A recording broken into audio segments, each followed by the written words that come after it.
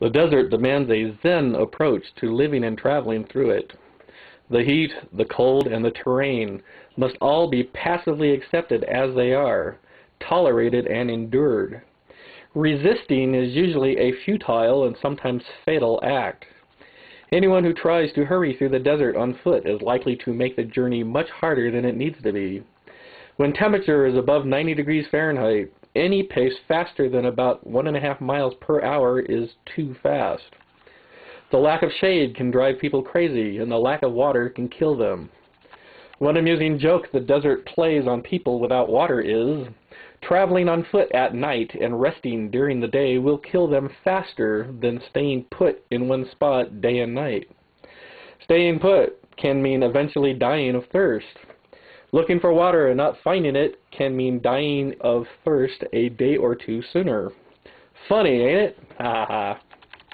That is the desert for you. It does not know or care if it kills you or not.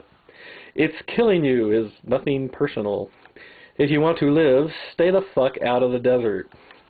Edward Abbey, in his book Desert Solitaire, wrote that the only way to know a desert is to get out of one's automobile, get on one's belly, and crawl.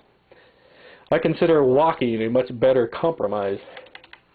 Water in the East Mojave is found most often in the hills, above the desert floor, in elevation between about 3,000 feet and 7,000 feet. Most of the springs below 2,000 feet have gone dry. Providence Mountain Range, Kingston Mountain Range, the Avawatz Mountain Range all have good sources of fresh water.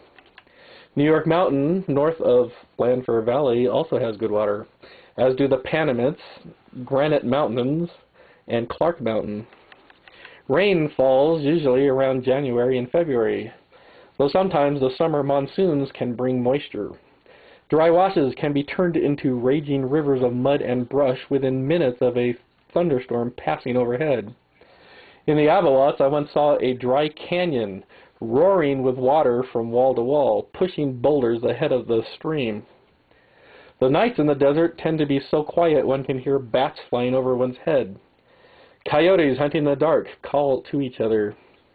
Owls hoot at hidden field mice, trying to fool the mice into running out of perfectly good cover. It is often so quiet in the desert, one can hear the nearly still wind blowing through one's hair as it passes through one's ears. The nights bring coolness, and the stars appear like hard, cold points of ice in the black sky. There are moonless nights in the desert, so well lit by the stars that one can walk a desert trail and see where one is going. There are ancient foot trails in the East Mojave made by the feet of American Indians over a span of several hundred years. Some people have asked me why I love the East Mojave Desert. These are the reasons why.